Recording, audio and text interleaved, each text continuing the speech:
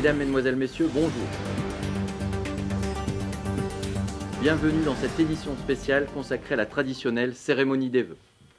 À la une, plusieurs programmes immobiliers en phase d'achèvement sur notre commune. Allons-nous réussir à proposer une offre immobilière adaptée aux besoins de chacun et ainsi garantir la mixité sociale? Sommes-nous toujours contraints de payer les pénalités relatives au non-respect de la loi SRU? Réponse dans ce journal. L'image du jour, c'est celle de la commémoration du centenaire de l'armistice du 11 novembre. Recueillement au monument aux morts, suivi d'un défilé aux centaures jusqu'au stade, où petits et grands ont pu assister à une magnifique prestation son et lumière rendant hommage à nos anciens combattants. Nous parlerons ensuite oseille, flouze, thunes, pépettes, fric, blé. Que vous soyez expert ou novice, nous vous apporterons un éclairage concret sur la situation financière de la commune. Enfin, nous évoquerons notre intérêt pour la métropole européenne de Lille. Pourquoi quitter la communauté de communes de la Haute-Deule? À qui profitent les avantages de rejoindre la MEL? Nous reviendrons en détail sur les tenants et les aboutissants de cette démarche. Mais avant cela, l'année 2018 a principalement été marquée par l'achèvement des travaux de restauration de notre église, une restauration attendue depuis de nombreuses années. Retour en images sur cette inauguration. Sous un soleil radieux, la renaissance de l'église Saint-Martin a réuni plusieurs centaines de personnes. Les plus hautes personnalités du département se sont déplacées pour cette inauguration. Parti de la salle Jacques Prévert, le cortège s'est dirigé vers le nouveau parvis de l'église. Aujourd'hui est un jour important, historique même, dans la vie de notre commune. L'église Saint-Martin rouvre ses portes après 2 années d'importants travaux de restauration. C'est donc avec fierté que nous pouvons tous ensemble admirer le résultat. Nous veillerons à faire aussi de cette église un espace de vie, de rencontre, en l'ouvrant au maximum, notamment en y organisant des manifestations culturelles, à l'image de la représentation du chœur des Hauts-de-France et de ses 60 chanteurs qui investiront les lieux dès ce soir pour un concert offert par la municipalité.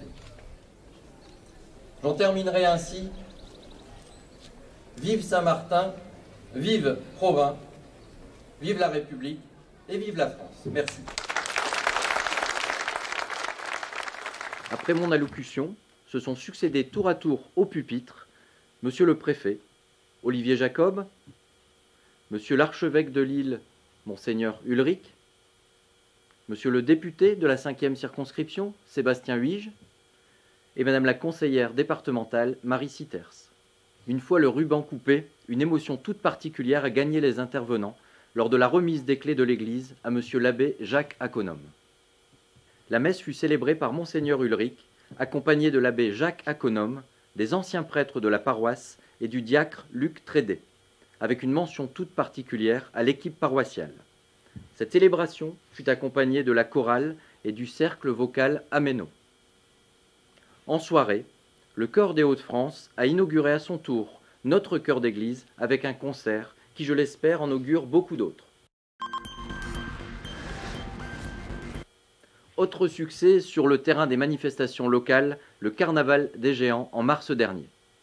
Retrouvés aux coffins de nos ateliers municipaux, Minche par Main et Galowen, nos géants ont été restaurés pour parader fièrement sous les couleurs du printemps, accompagnés d'une foule joyeuse et carnavalesque. Jadis une ville de tisserands, le mystérieux nom de Minche par Main veut dire mangeur de parements, et Galowen désigne localement le tambour de chêne où s'enroulaient les fils. Le Carnaval des Géants a sans doute réveillé des souvenirs mémorables chez nos aînés et en a marqué de nouveaux chez les plus jeunes. Nous remercions les enfants du mercredi, les écoles, les petites fées des Géants et du Char, donc Madame Moin, Émilie, Béatrice et Karine, le service technique, la boîte à zik, Rico, le clown et tous les parents et animateurs bénévoles pour avoir régalé nos papilles en cette belle journée de mars. Prendre son repas à la cantine de Provins, c'est ce qu'en font nos élèves du groupe scolaire depuis la rentrée de septembre 2017. 160 repas en moyenne servis chaque jour par notre partenaire Happy Restauration. Self pour les plus grands et service à table.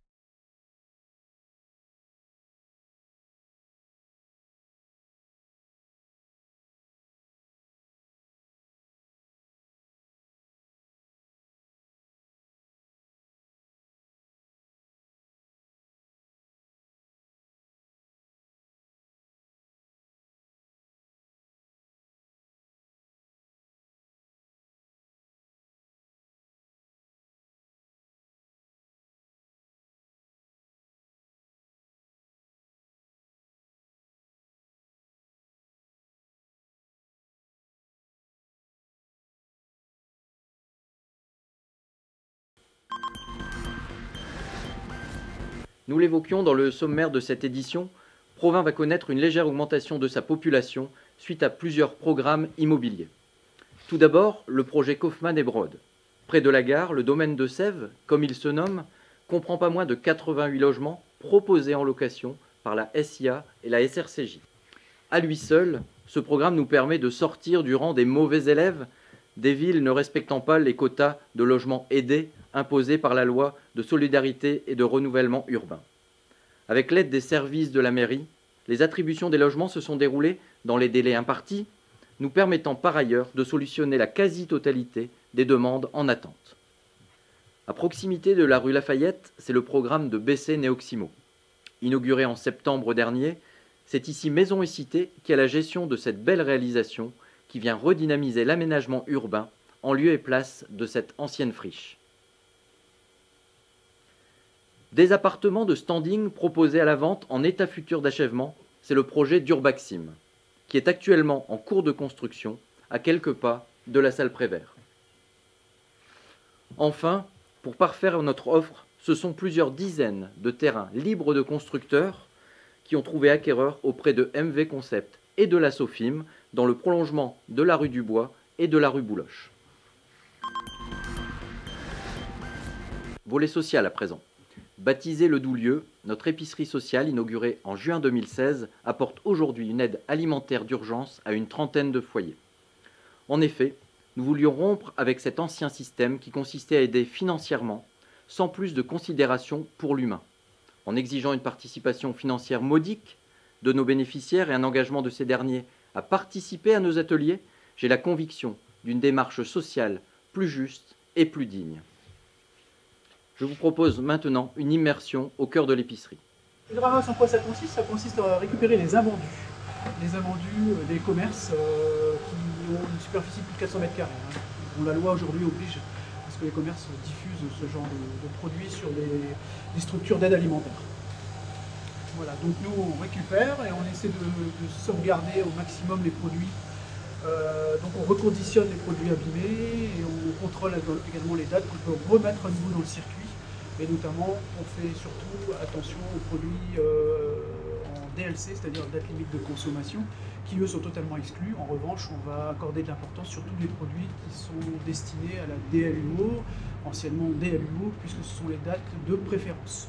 Donc un consommé de préférence sous-entend toujours consommable, perte de fraîcheur, mais qu'on peut remettre dans le circuit. Et donc les bénéficiaires de l'épicerie bénéficient de ce genre de produits. Des produits frais et des produits légèrement dépassés au niveau des dates. Voici le moment tant attendu du point finance. Les finances communales, c'est quoi? Soyons clairs, précis et concis. Section de fonctionnement. En dépenses, du 0,11 pour 570 000 euros, du 0,12 pour 157 000 euros, du 0,14 à hauteur de 7 000 euros, les chapitres 65, 66 et 67 pour 500 000 euros, des opérations d'ordre de section à section qui varient d'année en année.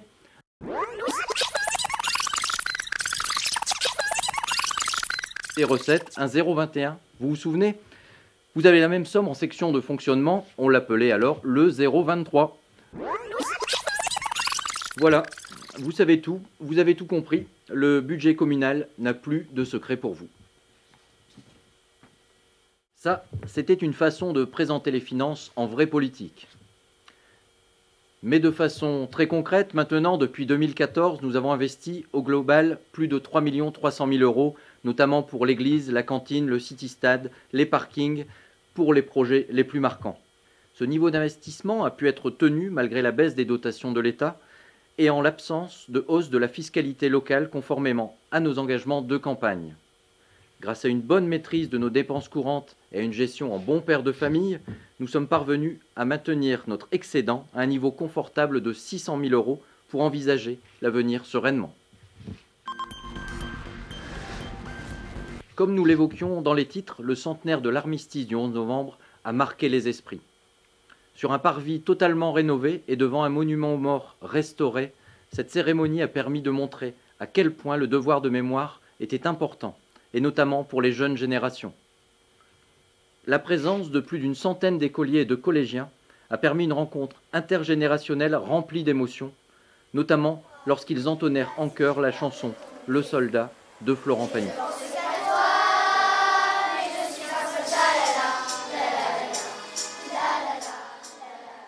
Ce centenaire fut illuminé par un défilé au Centaurche et surtout par une prestation son et lumière d'exception.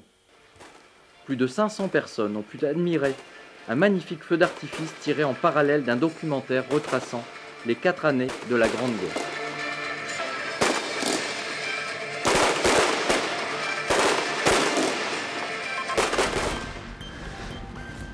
Lancé lors de la dernière cérémonie des vœux, le projet Provins 2024 rassemble et l'engouement ne cesse de croître. Pour mémoire, il comporte 5 thèmes, tous centrés autour du sport. Le sport, enjeu de santé publique, le sport et l'attractivité économique du territoire, le sport en compétition, le sport vecteur de lien social et le sport pour tous. Et ce sont sur ces 2 derniers facteurs que se sont concentrés nos efforts cette année.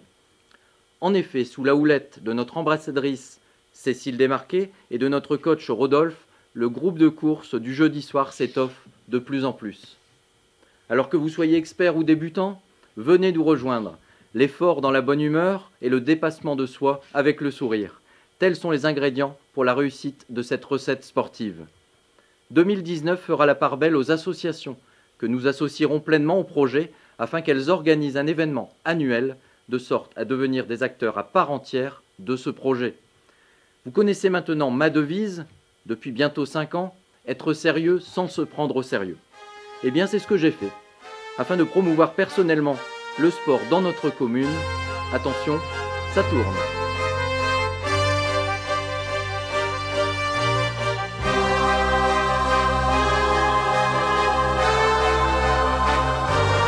Alors on enchaîne avec le basket. La particularité du basket, c'est qu'on peut mettre 1, 2 ou 3 points.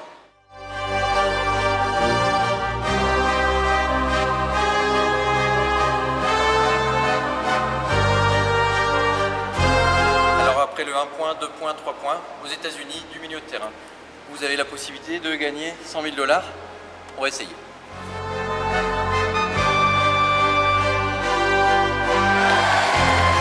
Je vais vous montrer vraiment tout ce qu'on peut faire avec un ballon de football. Et donc ça, je vais montrer aux joueurs de l'USP ce qu'il faut faire pour gagner le dimanche. Voilà. Hop.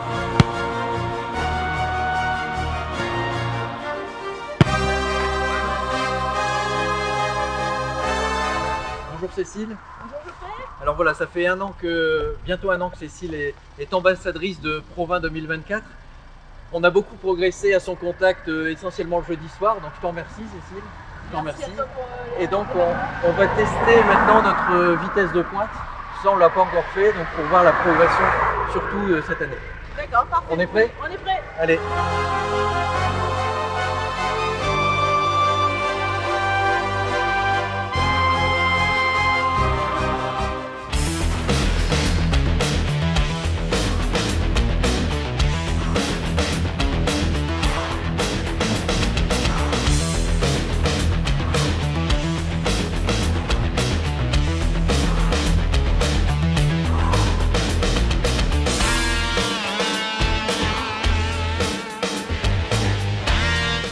Nouvelle séquence pour Provins 2024 chez Bodyform, la salle de musculation provinoise, où on va faire quelques séries de développé couché.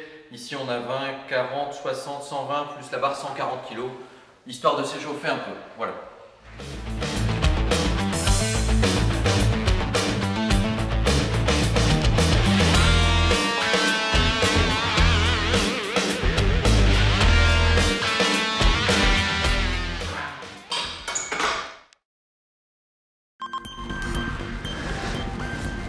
Dernier sujet d'actualité, et pas des moindres, concernant l'intérêt général.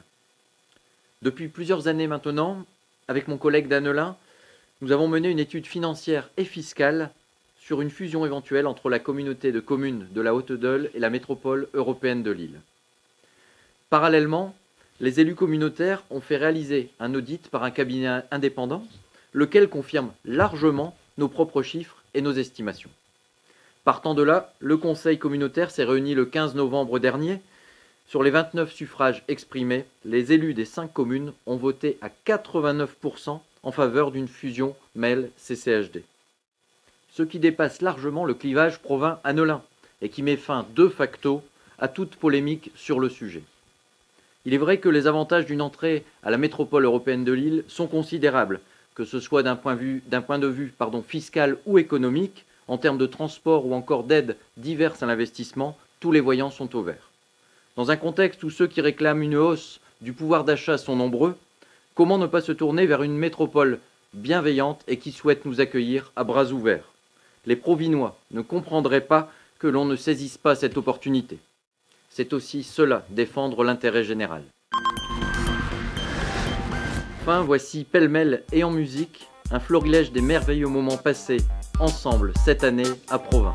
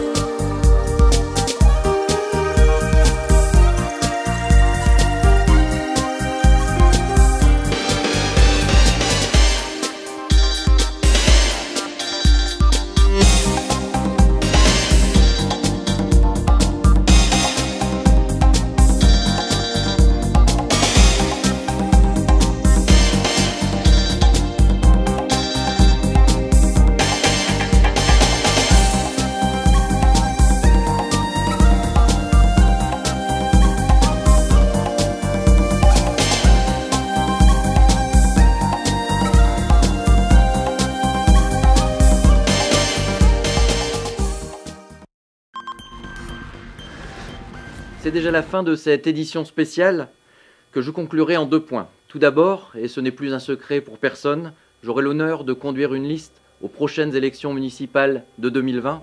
Et enfin, pour terminer, je vous présente à tous mes meilleurs vœux de santé, de joie, de bonheur, de prospérité. Bonne année à tous.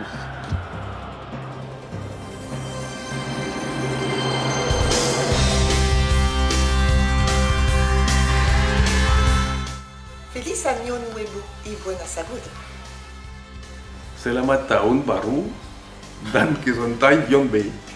Also, Nase, ja, und Gesundheit. Cione Gangan. Szczęśli Lego Nowego Roku i dobrego zdrowia. Feliz Año Nuevo y boa saúde.